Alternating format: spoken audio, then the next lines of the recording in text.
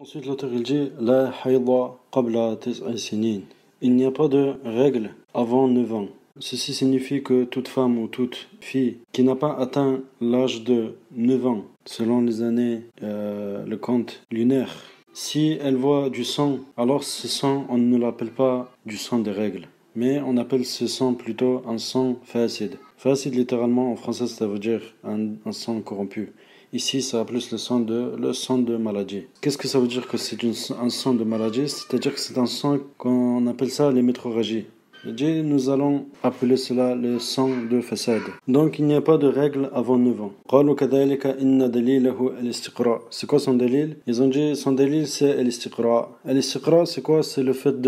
C'est un résultat obtenu après une observation totale. Ils ont observé et ils se sont rendus compte que les femmes en général n'ont pas de règles avant 9 ans. Donc ils ont observé les situations des femmes et ils ont dit que avant les 9 ans, la femme n'a pas de règles.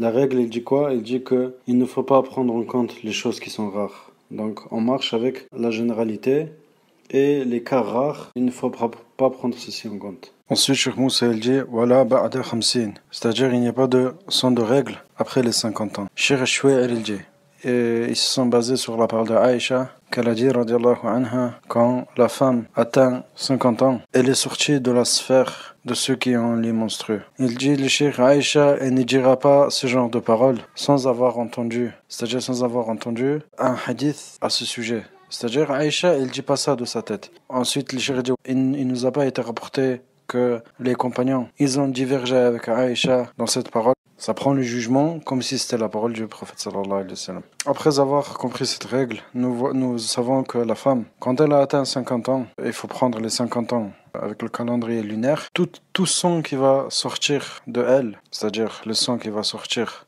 par l'orifice, c'est-à-dire par son vagin, après les 50 ans, il faut se dire que c'est un sang de maladie. Ce n'est pas le sang des règles. Ensuite, Cheikh Moussa il dit Wala ma'a hamlin. Il n'y a pas de règle durant la grossesse. Cheikh Chouaïr il dit tout sang qui va sortir de la femme alors qu'elle est enceinte, alors il faut considérer ça comme dam façade, c'est-à-dire que c'est un sang corrompu, c'est un sang de maladie. Ça veut dire qu'elle sera obligée de prier ou de jeûner. Ce n'est pas comme les menstrues, pendant les règles on n'a pas le droit de jeûner et de prier. Donc quand c'est un dam façade, ça, son jugement il est différent.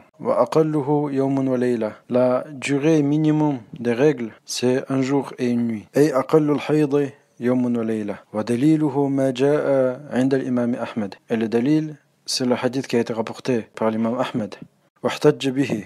L'imam Ahmed il s'est basé sur ce hadith. أن عليا رضي الله عنه أقر شريحا على حكمه. C'est que Ali ibn Abi Talib le sahabi رضي الله عنه, il a approuvé le jugement de Shuraih qui était un juge. Il a décrété un verdict pour une femme qu'elle est sortie de sa période de viduité. Et la période de viduité, c'est 3 cycles de règles, c'est 3 cycles de menstrues. Et 2 états de pureté en un seul mois. C'est-à-dire, en un seul mois, après un seul mois, elle est sortie de son état de viduité, de son état de idda. Idda, c'est quoi? C'est une période qui vient après la séparation de la femme de son mari. Quand un homme, par exemple, il divorce une femme, ça s'appelle al-idda.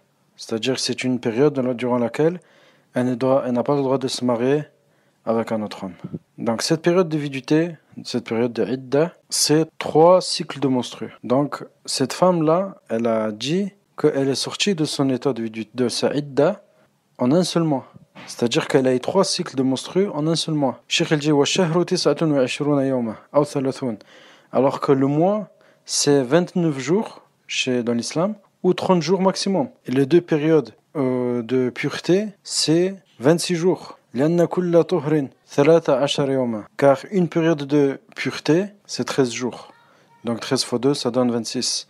والحيض أقله يوم وليلة. Et les règles, les menstrues, c'est minimum un jour et une nuit. فيكون حينئذ المجموع كم. Donc l'ensemble de tout cela, c'est combien? 29 يوما. Donc l'ensemble de tout ça, c'est 29 jours. Donc on va résumer. Une femme, elle a prétendu être sortie de sa période d'idda en un seul mois. C'est-à-dire qu'elle a eu 3 cycles de menstrues en un seul mois. Donc en un seul mois, elle a eu un jour et une nuit. Puis elle a eu une période de pureté qui était de 13 jours, donc 13 plus 1, ça donne 14. Puis elle a eu un jour et une nuit de menstrues, ça donne 15 jours. Puis elle a eu encore 13 jours d'état de pureté, 15 plus 13, ça donne 28. Puis elle a eu un jour et une nuit de menstrues, et l'ensemble ça donne 29 jours. Donc c'est bien possible qu'elle soit sortie de sa idda en 29 jours. Cheikh El Djé, ceci représente comme une unanimité chez les Sahaba.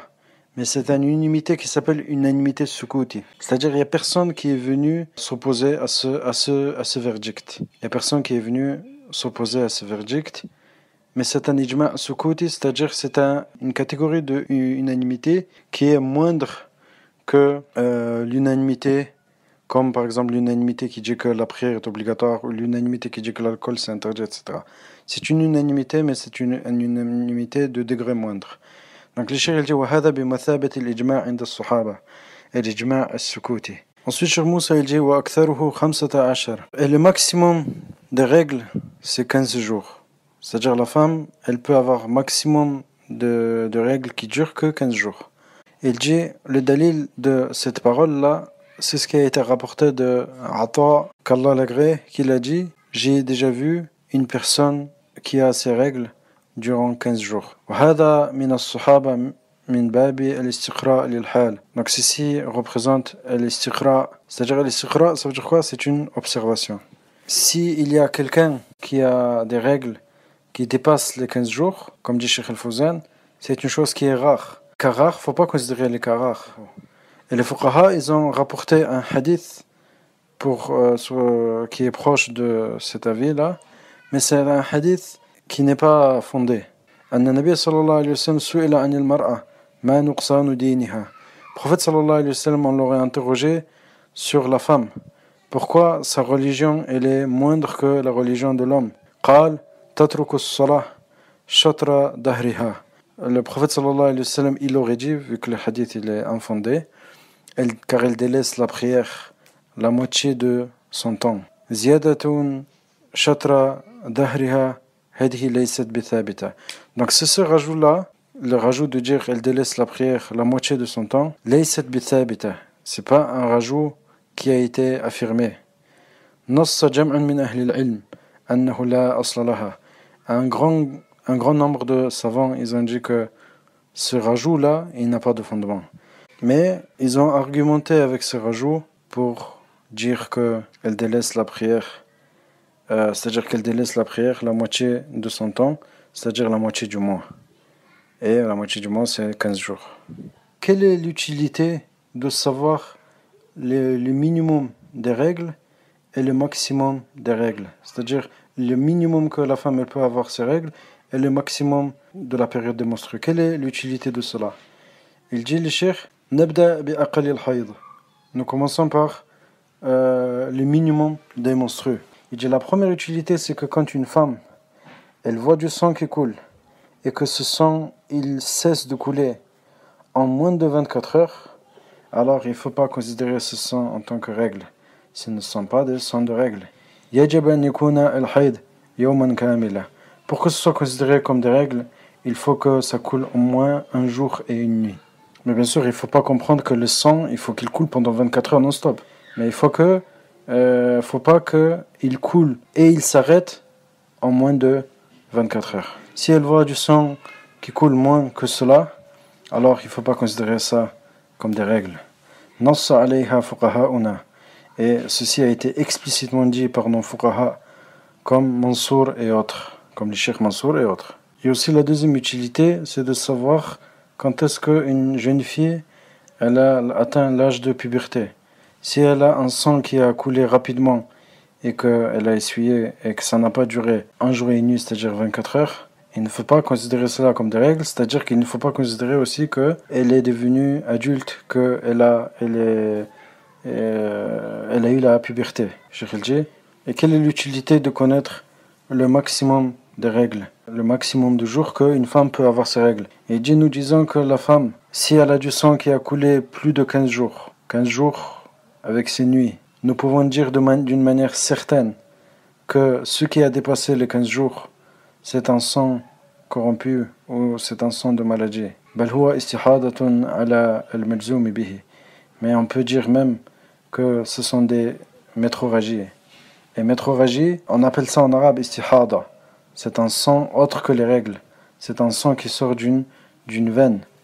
Et ce n'est pas un sang qui sort de l'utérus comme les règles. Donc nous pouvons dire que si ça a dépassé 15 jours, 15 nuits, avec ces nuits, nous pouvons dire d'une manière certaine que ça c'est istihada, c'est-à-dire métrorragie. Donc s'il y a une femme qui vient et pose la question, Li sittata ashara yawma wa ana yakhruju minni ad-dam. Si une femme elle vient, elle dit ça fait 16 jours que j'ai le sang qui coule. Il dit, nous lui répondons à la base, depuis hier, tu es en état de pureté. Donc tu dois rattraper toutes les prières de hier, de la veille.